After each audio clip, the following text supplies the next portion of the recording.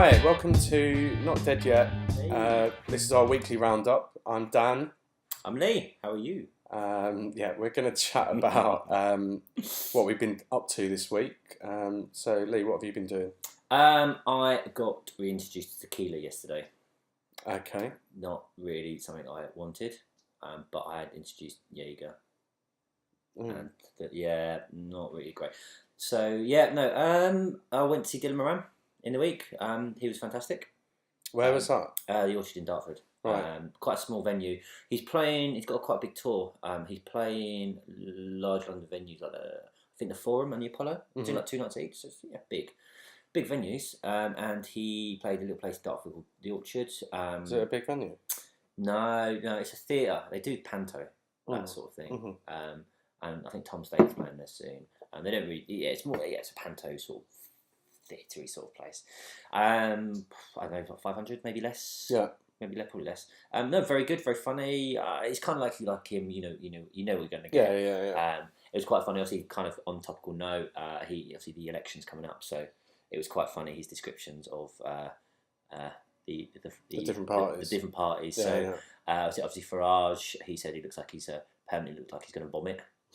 And David Cameron, he was like, "Hey, you've got trousers and teeth. We're the same. Let's hang out together." Yeah. And Ed Miliband looks like someone that's escaped a hospital experiment before it's finished, running around with his gown flapping everywhere. Okay, yeah. So it's kind of surreal, self-deprecating humour, and yes, a little odd. Well, not only self. And not just just everyone, deprecating everybody. He does kind of lay into the English quite a lot. But he lays into the Irish and the Scottish and the Welsh. So no one's exempt. Yeah, and that's obviously in a much more palatable sense, like Jerry Sadowitz. Yeah. Who laid into everybody that wasn't Jerry Sadowitz. I remember you telling me about that. Terrifying fashion. So why were you imbibing tequila last night? It was a friend's birthday. Right. It was the three of us. There's 3 of us, a friend and Michelle. And we got there, had a couple of drinks, and I got a Jaeger for our birthday, silly sort of things you do on your birthday.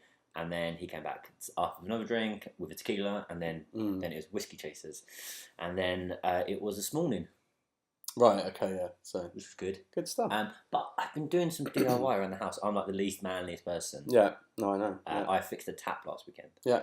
Which I was pretty excited about. And I found out how to do it on YouTube. What did you have to do? It wasn't that big a deal. I looked under there, thought, this looks like I just need a real man to do this because I'm not. Yeah. And it was just the tap when you was say turning. Fix it, the did tap you just turn it on? No, I didn't just turn it on. Right. The tap was turning round and round, and it wouldn't turn on, like on or off. It was like it wouldn't turn on, so it was like it was loose. So the tap just kept spinning round and round. Oh, right, okay. So I kind of spent a bit of time on YouTube looking at how to fix that, and then there's all sorts of problems that you can kind of go under the sink and pull it out, and then I just popped open the top of it and just screwed in the screw bit. Okay. Right. So when I say fixing a tap, well, no, you have. I did fix fixed it. the tap. Yeah, I mean it wasn't working, and then you made it work. So. And I did some painting. I painted the hall way. Okay. This is like I've never done this. This is right. Yeah. No, I have not ever done that either, and I kind of need to. It's kind of therapeutic. I mean, I go through. It's really fucking boring though. It is boring. I regretted doing it about halfway through. Yeah. But it was quick. It only took me about an hour and a half, 2 hours. Oh, okay. I need to do a second coat this weekend. Right. But I go through bouts. What colour did you paint it? White. Okay. Just keep it safe. But I go through bouts of trying to do manly things and get really bored really quickly. Yeah. I remember about 7 years ago, I was like growing a beard, just because I just wanted to grow a beard for a while. Right. Before hipstery sort of stuff. I'm not saying you started it. I did. Yeah, I'm not saying I started it. So I grew a beard and I just wanted to build a bench. I wanted to specifically build a bench. I would not sit on a bench that you've built. Well, so I. Are you still doing whittling? I've whittled one thing. I need some wood. Chris has started whittling. Has he really? Yeah, Chris is a mutual friend of ours, and That's really he's making a chess set. That's cool. Yeah, I saw it last night, like his beginning, and it's good. Whittling's the new thing. Whittling may well be the new thing for you. This is good. It won't be for me. My fingers did get really cut up though. Yeah, I did say that to Chris, that you butchered your hands a bit, Yeah. and I said, why? Well, you scrape it, so you kind of like you try to shape it. Yeah. And I kept nicking. Right. Okay. Yeah, I did have wine at the time. So yeah. That's probably not a great idea. No. But what have you been up to? I was on a training course this week to learn how to be awesome at color correction for video. How was that? Yeah, it's a really interesting piece of software. It's free, which is great. It's very complex, but yeah, that went well. What else have I done? I started learning. I wouldn't say I'm an expert, but I'm pretty comfortable with InDesign now, which Okay. is something I'd never used before. So that What's that? that is a application, Adobe application that you it's page setting basically. Right. So magazines would use that for layout and Oh, stuff okay. like that. Yeah. Oh, okay, cool. So I learnt to use that. I went on a date from online dating on Wednesday. Japanese girl? No, not a Japanese girl. And yeah, I was not holding out much hope for that, but it went surprisingly well. Oh, that's good. So yeah, that was good. Follow-up date happening? Yeah, maybe. Yeah, I think we're going to go out next weekend. Cool. What did you do? Did you go for like a drink or meal? Yeah, we just went for a drink. Yeah, and I bought some shoes, which doesn't sound like anything Shoes that or big a deal. trainers? Shoes, actual shoes. Oh, Yeah, that is quite so big that deal. is quite noteworthy because I own lots and lots of trainers and no shoes. Why? Because I think I basically live in jeans, trainers, and t-shirts. And I suspect that when you go out on a first date from online dating, it probably looks like you've not made any effort if you turn up wearing jeans, trainers, and a t-shirt. To be fair, you have good t-shirts. Yeah, but collection of very good t-shirts. But still, I think it's. So I bought a smarter jacket that didn't look like sportswear. Okay. And some shoes and a shirt, but I didn't wear the shirt. I put the shirt on before I went out, and then just thought I hate wearing shirts. I'm not wearing this. One step at a time. Yeah, exactly. Yeah. But then when I went out and met that girl, she basically kind of said that she totally understands the not wanting to wear shoes and shirts and stuff like that. So, right. But having said that, I enjoyed it. I quite liked wearing shoes for a change and being semi-smart. So. Did it kind of make you feel like it made me feel like an adult. Spring step type? No, it just made me feel like an adult instead of still being dressed the same way that I was dressed when I went to uni. So yeah, that's what I did. Last night I played Scrabble, physically played Scrabble. Right. For the first time in many, many years. How was that? Very frustrating in the first game, and then much less frustrating in the second game. Yeah. I don't think I've ever played Scrabble. Really? Yeah. Seriously? Yeah. I definitely have played Scrabble before, but only as a child. I didn't know any of the rules, though. I couldn't remember anything, and either Chris was just telling me rules that were, advantageous to him, or he was actually being serious. So I don't know. Yeah. What was your most impressive word? Oh no, I didn't have any impressive words. My favourite word was anus. I started one of the games with anus. So I found that really bad. I have to spell check when I send emails, right? Because if I'm email going, would you like to review would you like an album review? Right. If you put an album together and separate it wrong, it's anal bum. Oh, nice. I found that yeah. Would you like an album? Would you like anal bum? Would you like anal bum? So yeah. So that's pretty much everything I think for this week. What else have I done? I'm sure I've done something else. Something you mentioned last week. What was it? Yeah, what was that? I don't know. Remember you did a course and you said about going on a date. Yeah. Something else. I've lined up potentially. I'm not going to talk too much about it, but something quite interesting for work. Okay. Hopefully. Okay. Next week. Yeah, I'm quite excited about that. I'm going down. It's the Easter weekend now. So after we finish recording this, I'm off to Essex, which is where I come from, to see my sister and some of my family, but not all of them. Some of them aren't even in the country at the moment, so I won't be seeing them. No, that'd be a long commute. Yeah, that'd be a long journey. Yeah, it would be a really long and expensive journey. Yeah, what about you? What are you doing? I've got some painting to do this afternoon, but it depends how I feel. I've seen some family. Yeah. In-laws tomorrow, which would be good and fun. I'm looking forward to that. I really like them. And my family on Sunday for dinner. I've got a little nephew and niece and another one on the way.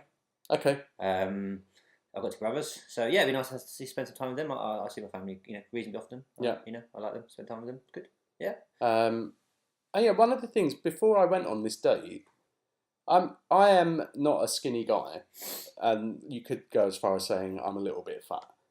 And so prior to the date, the girl that I was going on this date with texted me and said, "So are those pictures on your profile recent?" And I said, "Well, one of them's about 2 years ago, maybe, and one of them's from August last year, so like 5 months, 6 months old." Pretty recent. Yeah. And she said, "I can tell that you're heavy set from the pictures." Wow. And I was just like, What? because she said, I can only see your face, I can't see your body. So I can tell that you're heavy set from your pictures. And I've said on my profile, like body type, a few extra pounds. I haven't lied and said I'm athletic or anything. And so I was a bit like, right. Yeah, no, I wasn't overly pleased with that. But I think now, having met her, I realised that she was, she's very much like me. What do you mean? Just very direct. There's no, I don't actually think there was anything awful about what she was doing. I think she's actually just finding out what I was like. But then she did go on to say, like, you know, so you're a big guy then? And I said, yeah, big guy. And she said, and then she was talking about her, like, being curvy or not curvy or whatever. Yeah. And saying, she said, well, I have to admit, I'm not really going to know what that means until I see you. And so I just texted her back and said, yeah, exactly. I don't know why you would ask that. But this is the thing. I think, having met her, I think she's just like me. And so I don't have qualms. Like, I don't have qualms, but I'm not great at respecting those boundaries about what's acceptable and what's not acceptable. Yes. And I think she's quite similar to me in that respect. Okay, so it wasn't as bad. But then, like, when she said, like, I'm not sure what that means until I meet you, I was just a bit like, well, I'm not quite sure what you're admitting. She said, I have to admit, I don't know what that means until I meet you. And I was like, I'm not sure what you're admitting there anyway. So I was a bit pissed off by that. That's a bit weird, I think. And it made me feel a little uncomfortable and a bit nervous about going to meet her, because I was just like, shit, are you just like scrutinising how fat I am? Like, are you going to get out like a tape measure and go, no, you're too fat? Yeah. You know, here's my boundary. Yeah, exactly, yeah. And you are this many inches over that boundary. So, but yeah, it was nothing like that at all. So I was a bit apprehensive, but it actually turned out quite well. Yeah, I wouldn't be looking forward to it. Meeting. No, I was not looking forward to it. And in fact, I very much considered not going. But then I bought the shoes. Yes, you've got to have a reason to wear shoes. So yeah, that was a little bit. Yeah. But yeah, she's managed to completely redeem herself from that. That's good. And mainly by demonstrating that she's quite similar to me in directness. So that could be interesting. Yeah, no, it was interesting because basically, you know, a lot of people find me quite difficult to deal with when they first meet me. One of my friends explained it as being that because he described it as being that when you meet someone new, there's like a mask of like civility or whatever. Yeah. And you both operate, you do a little dance from between those masks, and then slowly you let the masks drop and you reveal who you really are. Whereas I don't do that. There's no mask with me. So when you meet me, I'm the same as when you've known me for 10 years. Except that I'm probably a little less grumpy with you. I found that out first. Yeah, you did, didn't you? Yeah. So we mentioned last time that we worked together. So I was temping at the time. So I had lots of, and this was for a temp job. Lots of interviews, and you know, you don't expect to get them after a while. You just go along and hope for the best. So I had this interview. Was introduced to the team. I didn't know if I had the job, so I didn't really pay that much attention. You know, it's quite a small team. There's 3 other than the boss. There's 3 other people. So I got a call the next day. Oh, Lee, you got the job. Can you start Monday? Yeah, brilliant, fantastic. Meet Jason at reception. At 9 or whatever it was. Yeah. So I got to reception. I go, oh, you know, I'm here to see Jason so and so. And then, you know, Dan comes out and I stood up. I should mention at this point that Jason is Mauritian. Yeah. So he's kind of similar in complexion to me. Yeah. Both of you guys were short. Yeah. I didn't pay attention. Yeah. And so I said to Dan, you must be Jason. And Dan, deadpan, looked at me and went, no, that's the other one. And then kind of turned on his heels and walked away. And so there's me going, shit, my first day, and that he thinks I'm a massive racist. Yeah. And he let me continue thinking that. And I was just on tenterhooks the whole day going, oh my God, this is possibly the worst start to a job ever. And then as the day continued, and then as the week continued, I got to know Dan, and I realised that was a human. And I found it hilarious that he didn't say anything afterwards. He just occasionally looked up and went, Kind of gave him the disdainful look. And as It I has got to to be know, said as well that I didn't want you to get the job. When he came round for the interview, I saw him being interviewed, and our boss said to us afterwards, "What do you think of him?" And I was just like, "No, he looks like an idiot. Don't give him the job." But this is what I mean. So, like, I'm obviously like that girl that I met at the week. She actually said on numerous occasions, "You are a bit of an arsehole, really, aren't you?" And then at one point said, "You are a total bastard." And when I told her that thing about me saying that to you, and she said, "What a dick. Why would you do that to someone?" And I was just like, "Because it's funny." I did find it hilarious. Yeah. After I, I got over it. After you finished crying. After I finished crying into me ankle swinging trousers. Into your soup. Yeah. Yeah, so that's us for the week. I think. I think the only other thing to mention is that we both like football quite a lot. I'm a Liverpool fan, and I'm an Arsenal fan. And Arsenal are playing Liverpool at home tomorrow. Tomorrow, yes. So I mean, it's an interesting season. I mean, Arsenal and Liverpool would be, you could say, the form teams other than Liverpool's recent dip. Yeah, you're like one of the. I think you. Yeah, we had one blip. One it's not blip. A dip. Yeah. Well, one blip. Yeah. So essentially, we're battling for the top four. Yeah. Arsenal are third, a point behind Man City. Yeah. But I'm not going to run away with that because it's not happening. So essentially, we're still battling. No, but you're in the driving seat for that third. Yeah. That third spot. Third to fourth. Yeah. I think. It's hard to call. I have a very bad feeling about tomorrow. It's hard to call. Liverpool and Arsenal games are always pretty interesting. Sometimes they're boring. Last season they were really interesting. And I think it doesn't matter if one of the teams was first and one of them was second from bottom. I still think it would. You couldn't call it. Yeah, you couldn't. Yeah. But it's the same as a Liverpool Man U game.